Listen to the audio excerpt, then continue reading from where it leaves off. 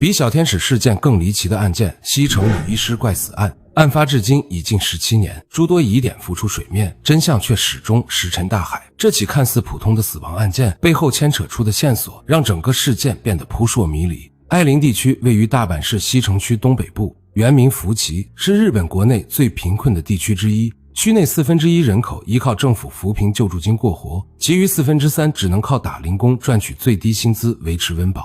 表面上這裡基礎設施完備，與日本其他街道無異，但深入其中便會發現，天橋下、河堤旁聚集着大量無家可歸者，他們多是上世紀90年代日本泡沫經濟破裂後被淘汰的臨時工，年老體衰後无力租房，只能靠微薄救助金糊口，過着听天由命的日子。相较于全球知名贫民窟，爱林地區表面更乾淨整齊，卻有着同樣的治理難題，犯罪率長期居高不下，黑社會暴力、地下交易等負面標籤如影隨形，俨然成了人人敬而遠之的法外之地。可就是這樣一個地方，卻迎來了一位特殊的逆行者，年僅30多歲的女醫師石島香織。1975年3月30日，石島香織出生於群馬縣富裕醫護家庭，受家庭熏陶，考入知名國立大學醫學部。畢業後經導師推薦，進入大阪一家大醫院任職。他生性善良，即便工作繁忙，仍堅持參與慈善義工。一次機緣巧合下，受公益組織邀請為愛林地區流浪者義診，這是他第一次踏入這片被遺忘的貧民窟。與流浪者的接觸讓石島香織深受觸動，他從未想過富裕的日本竟有如此多的人看不起病，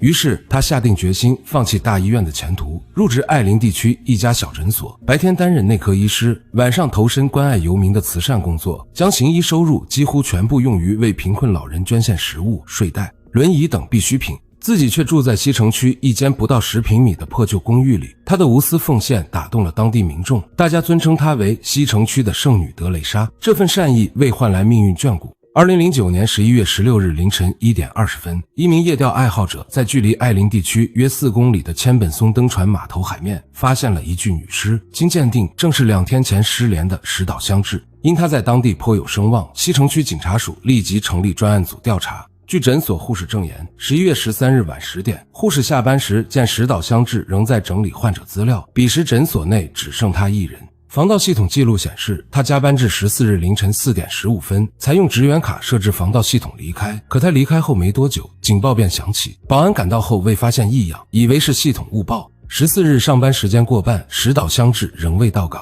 同時派護士前往其公寓尋找，發現大門未鎖，屋內空無一人，隨即聯繫其遠在群馬縣的父母。父母多次撥打女兒手機，電話能撥通卻無人接聽，無奈之下報警。2天後等來的卻是女兒冰冷的屍體。石島香織的父母無法接受警方的自殺結論，作為資深醫學工作者，他們一眼看穿死亡診斷書的漏洞。首先，遺體後腦勺有一塊淤血腫塊，警方稱是打撈時頭部撞擊地面所致，但他們明確反駁，淤血需人體血液正常流動時才能形成，人死後絕無可能出現。這意味着女兒生前大概率遭人襲擊。其次，遺體脖子兩側有2道橫向擦傷痕，警方稱是打撈時鐵鏈所致，但模擬實驗證明打撈造成的傷痕應向耳朵方向傾斜，與實際痕跡不符。更蹊蹺的是，法醫判定死亡時間為11月14日上午，可遺體口袋裡的非防水手機直至15日仍能撥通，說明他並非14日落水，大概率是被殺害後拋屍大海。為查清真相，父母花重金聘請退役警察重新調查，更多詭異細節接連浮出水面。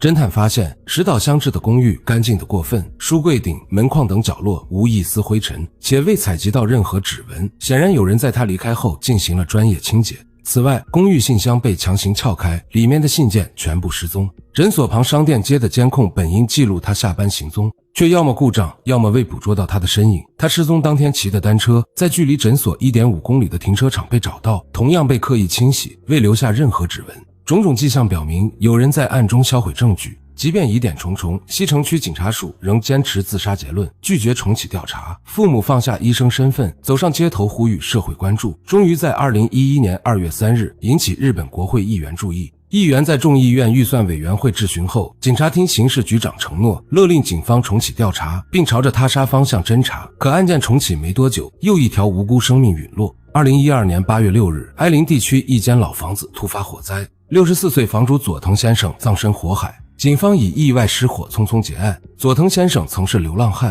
被石島香織義诊救活後，成為他巡回義診的助手，2人結下深厚友誼。石島香織出事後，他突然失蹤，直至案件重啟才現身，向其父母道出秘密。石島香織的死與爱林地區的貧困產業有關。所謂貧困產業，是不法組織利用貧困人口經濟拮據的弱點，逼迫他們參與器官買賣、處方藥物、地下交易、社會福利費詐騙等非法活動形成的黑色產業鏈。而愛林地區正是日本貧困產業最猖獗的地方。佐藤先生回憶，石島香織生前曾提及與某電視台合作，準備揭露這一黑幕。他雖極力勸阻，但他堅持要為弱勢群體發聲。沒想到不久後便傳來他身亡的消息。佐藤先生因擔心遭報復而隱姓埋名，直至案件重啟才敢站出來。可道出秘密後不久便葬身火海。石島香織的父母在其遗物中發現，行程表預留了與某電視台記者見面的時間段，與佐藤先生的證詞完全印證。但他們致電電視台求證時，对方卻矢口否認有過接觸。其公職的小診所也突然对此案閉口不談，顯然有一股無形力量在阻礙調查。有人推測是黑社會報復，但退役偵探認為，黑社會殺人通常帶有警告意味，不會刻意偽裝成自殺。背後應是更龐大的勢力，既能操控法醫出具不合理報告，又能讓警方調查受阻。2015年2月，獨立記者西鄉正新提出新觀點，大阪市政府每年劃撥660億日元用於愛林地區扶貧，這筆資金經手多個政府部門和 NPO 公益組織，